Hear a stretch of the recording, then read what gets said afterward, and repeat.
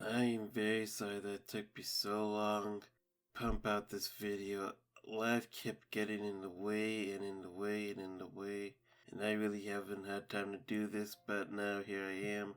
Let's get started with making Team JNPR into Fate Servants. Okay, so I'm trying to be a bit more detailed now than last time with everything, so that's what I'm going to try to be aiming for here today. Starting in Team Order, we got John. I was debating if I should remove the no shooter rule or not, but you know what? I'm going to be nice here, and I'm gonna make Mr. John Ark right over here a shielder. I'm gonna build up John like he's like some sort of paladin, like he was originally designed to be. If they're still sticking with that, I think they are.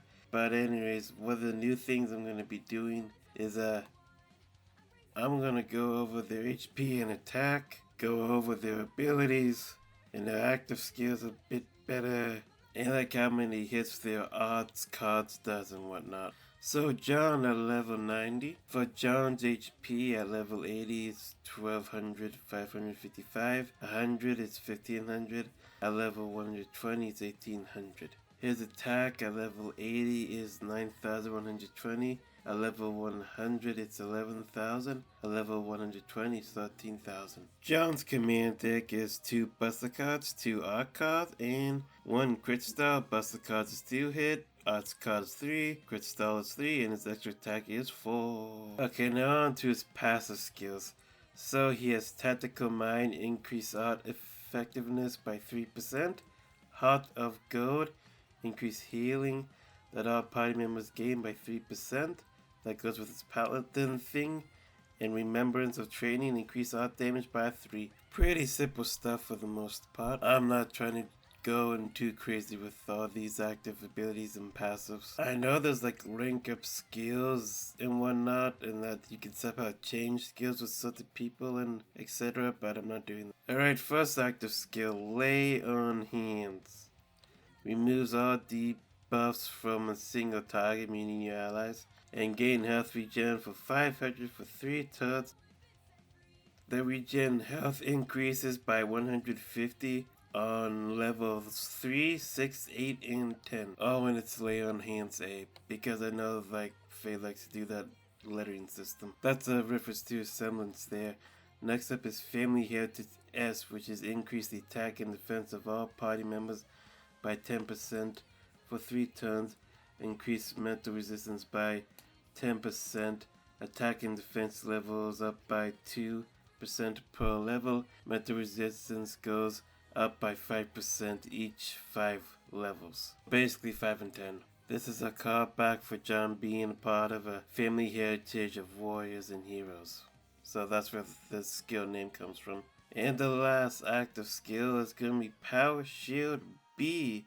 Gain invincibility for 1 turn, increase the Phantasm strength by 10% for 3 turns, and that goes up by 1% each level. So at level like 10 it'll be 20% increased number of Phantasm strength. Time for his noble Phantasm. It is called Memory of Piro. He has flashbacks of Piro, the good times and all that, unleashing his inner strength. His attack gets increased by 15, and he uses his great sword that he has, that he can use, combined with his sword and shield to do 8 attacks. Of course, the normal damage 300 raises by 100 each MP level. The increased attack buff would increase by 1 every level, so since there's 5 levels in MP you could get, it would be like increased attack by like 20%. His Noble Phantasm is an Arts Noble Phantasm. Next up, we're gonna break somebody's legs with Nora, and it's gonna be pretty obvious what class 7 she is, and that's gonna be Berserker. Lancer also fits it, but I feel Berserker's the best. Okay, HP at level 80 is 10,900. At level 100 is 1300, and at level 120 is 1500. It would be like 400 more, but I brought it down a bit.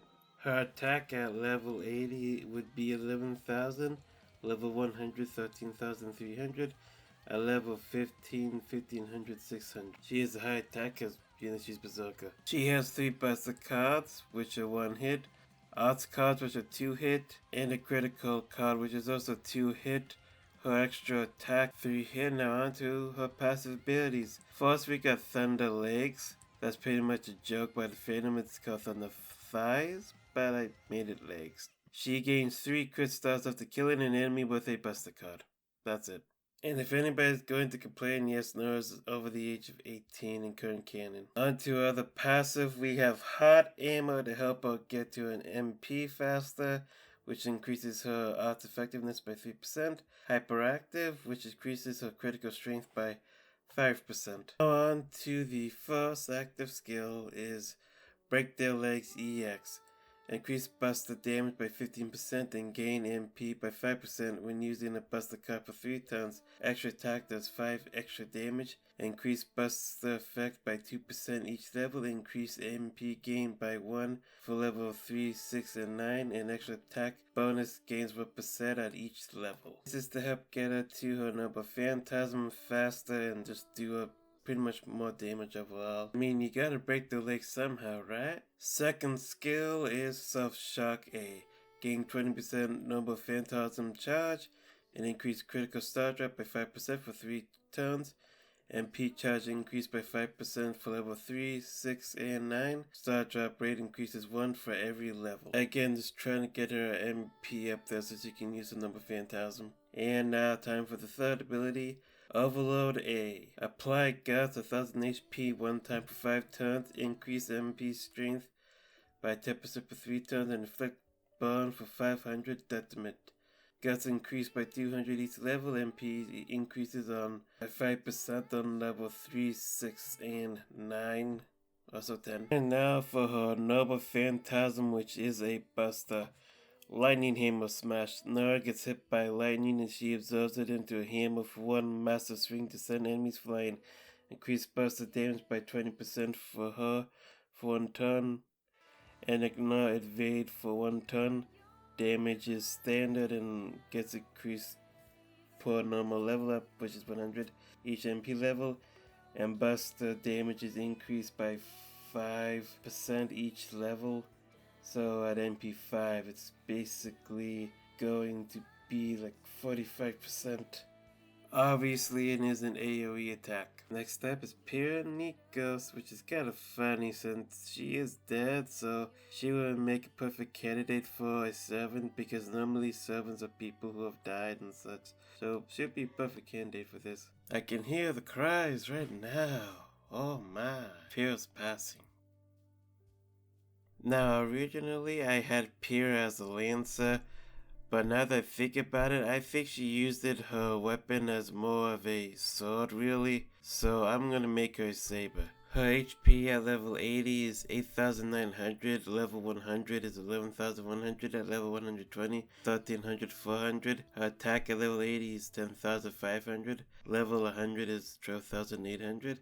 At level 120 it's 1,500, 200 attack. She has 2 crit stars that is 3 hits, 2 odds cards that are 3 hits, and 1 buster card that is 1 hit. Extra attack is 3 hits. Passive skills. First one is Love Interest, increased MP gain by 4%, Champion increased crit star gain by 4%, and Pumpkin Pete's increased critical strength by 4%. First skill is Invincible Girl. Apply invisibility for 1 turn and increase crit star drop rate and MP strength by 5% for 3 turns. Each level increases crit star rate and the MP strength by 1% per level, so both buffs will be at 15% at level 10. She was called the Invisible Warrior, so it makes sense that this is an S skill. Next up is Polarity A. So increase attack and defense for yourself by 10% for 3 turns, just like John. Deal 3% damage against automatons for yourself and increase MP strength by 15%. And each buff gets increased by 2% each level. So as you could see, I'm trying to make her MP do a lot more damage than it normally would with all these skills that help boost it up. Her last skill is called Homing Attack, which is basically a reference to Piro throwing her weapon at John to save him from falling down to the ground in episode 2 or 3, I think it was. Any rate, decrease defense for one enemy by 10% for 3 turns and apply shell hit to yourself for 1 turn, increase critical rate by 5%, and deal neutral damage to archers. Because she's throwing it like a lance, and lances are effective against archers, and archers are effective and resilient against sabers, so I thought it would help her out in case she runs across an archer. I'm giving this skill an A for its lettering skill. Next up is the Noble Phantasm, which is Polarity Smash. So basically, remember when Piro smashed Cinder to try and beat her and kill her with slamming all those skills at her? Yeah, this is what basically that semblance is. So basically, she makes a reality model of her fight at the Beacon Tower, and she's slamming those skills onto an enemy with 8 hits, decrease the defense by 10% and give them an MP seal, and the buff increases the attack boost by 5% each level, so it should be like 45% at MP5, I believe. Okay, finally we're gonna get into Lyra, and he's an assassin class, obviously. He's practically a ninja, you know what I mean, Yellow Bean? His HP at level 80 is 8,890, at level 100 it's 12,177, at level 120 it's 14,665, his attack at level 80 is 9,345, his attack at level 100 is 11,355, and his attack at level 120 is 13,965. He has 3 critical stars, 1 alt card and 1 buster card. Crit stars is 3 attack, alt cards is 2 attack, buster cards 3 attacks, his extra attack is 4 attacks. Now we're gonna go off to the passive skills. Calming Aura. Calming. Oh my goodness, I'm saying it wrong. Anyways, it increases mental resistance by 5% and allies mental resistance by 3%. This is basically a reference to his aura able to hide people's emotions and whatnot. Remembrance of family. Increase critical star drop rate by 5%. And if you hit an enemy with a critical hit with a quick card, increase it by 3%. Meaning if you hit an enemy with a quick card, instead of getting that 5%, you get an 8%. And I added in a passive skill with his relationship with Nora, and that is called Love of Nora, which is increased defense against berserkers by 8%. And deal 5% more damage to berserkers. That or not, Nora. Yeah. That love be strong and good with Nora. Anyways, on to the active skills. Basically a ninja, which is what Nora called him at one point. Select one ally, they gain increased quick card damage by 10%, and the quick drop rate is increased by 10% for 3 turns. And on the 3rd turn, all hits they do, except for the Noble Phantasm, are 100% criticals, and I guess for except extra attacks as well, because you can't have a critical extra attack on Noble Phantasm. Each buff gets increased by 2 level, and on to the next skill, which is Memories of Lilies. Apply the evade for Ren and another ally servant. They get evade for 1 turn. Apply debuff immunity for 3 turns and remove stun and charm on them. This is pretty nice. I know it's not a full party evade, but it's still pretty nice to me, because he can only talk like 1 person at a time with his semblance technically, so that's why I decided to do that with this skill. Last skill, Rapid Assault. Select an enemy, decrease the crit card damage by 10% and the critical rate as well by the same amount. Your quick cards allow you to gain MP equal to your arc cards. Each buff is increased by 3% each level. So pretty much you'll be decreasing the enemy's quick card damage and the critical rate by 30%. For Ren's Noble Phantasm Firepower. When fires his dagger part of his weapons into the enemy, it sticks into them, dealing one hit of damage. And then while the chains reel him into the enemy, he fires his gun doing 8 hits, then does a press kick to the chest or whatever, and then presses on the chest, and then does a kick flick on them for 1 more additional hit.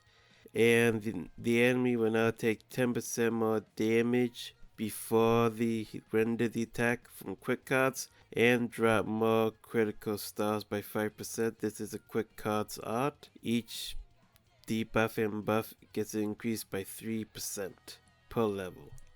Well, that is basically going to be it for this video. So if you guys like the video, make sure to leave a like. If you love it, hit the subscribe button so you can watch more of my content. And hit the little bells and select all so you know when I live stream or upload another video. If you guys want to see me do more fake stuff, let me know in the comment section below and I'll probably end up doing it. Again, sorry this took so long, life got in the way and I didn't have that much time to do this. I hope you understand. I'll see you guys next time. Bye bye.